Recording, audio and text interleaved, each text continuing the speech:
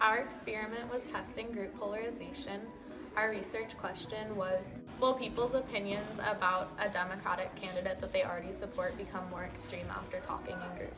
So for this experiment, we went to an AP Gov class and we gave everyone an individual quiz about Bernie Sanders and Hillary Clinton. The first question asking about which one they supported, and all the other questions on a scale from 1 to 10, how much they support the different candidates' policies, to have quantitative data for seeing whether people's opinions changed after talking in groups. We gave the quizzes individually on Friday, and then we put the quiz up online for those people who weren't there because of AP testing. And then today, Monday, we went back and had them talk in their groups based on whether they supported Bernie or Hillary, and then we had them take the individual quiz again after talking in groups for about 10 minutes.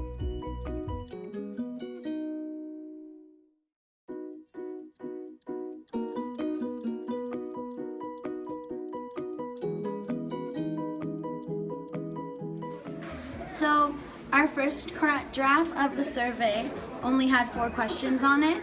It had who are you going to vote for, how much do you support this candidate, how much do you support that candidate, and how likely are you to vote for the other candidate if yours loses.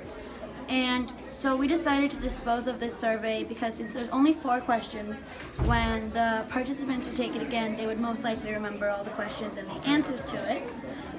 So we added a couple more questions so that they really wouldn't remember it and would have new answers every time. The independent variable is the variable that we manipulate to change the dependent variable, and the dependent variable are the results, what we get.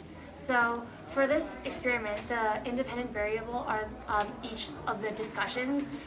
So we had 2 Bernie groups and 1 Hillary group, so those are the independent variables.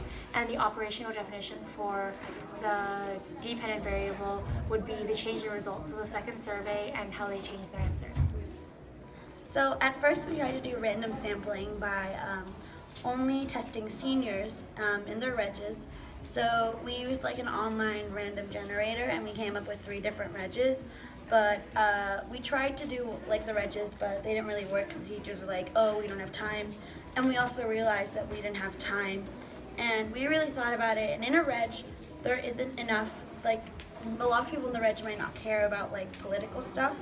So we thought, let's do an AP Gov class because there people will be more opinionated and it's possible that more polarization might happen. So we also didn't have any random assignment because we had to divide the groups into Hillary supporters and Bernie supporters. So yeah, it wasn't random for that one. Another reason why we didn't do random assignment was because if we mixed Hillary supporters and Bernie supporters, it would be possible that conformity would happen instead of polarization, because if there was a majority of one type of supporter, then that one person who supports like Hillary or something wouldn't be able to express like their true opinion due to conformity. Our ethical considerations in this experiment were that we told them what we were doing each time we went, or as much as we could without giving away what our experiment was testing. We also told them that they didn't have to participate in the survey or in the group discussion if they didn't want to. And we asked them if we could take pictures when we did take pictures during the group discussion and while they were taking surveys. We also gave them a debriefing at the end and told them what our experiment was testing and what it was. So for the AP Gov class that we sampled, a lot of people chose Bernie Sanders as their candidate.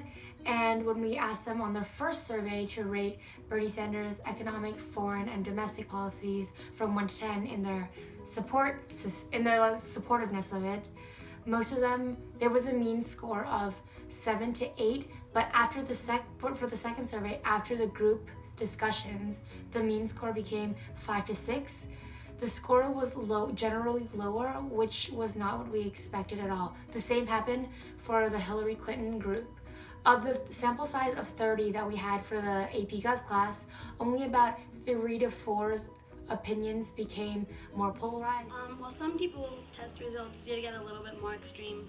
A lot of people's test scores didn't change, and even some, so their scores shifted more towards the other side, like their levels of support went down for their candidate.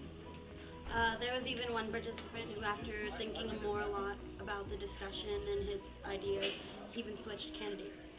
So some group polarization did expect, but it wasn't the way we expected it. So if someone was a Hillary supporter, the scores for support for Hillary stayed constant, while a lot of them their scores for Bernie went down, which is group polarization. It's just not what we thought, that their support for Hillary would be higher. Group polarization did not happen as we expected because of many reasons. The first reason was that many people did not participate in the discussion, so there was just a lot of people who were talking on this side, and a lot of people really kept quiet and didn't have any opinions and weren't really paying attention. The second reason was that many people kind of took the experiment as a joke and didn't fill out the survey in a way that accurately represented their ideas. And the third reason is because a lot of kids already took AP Psych last year or are taking it right now, and they knew what we were testing, which was the polarization, and they blurted it out to their other students.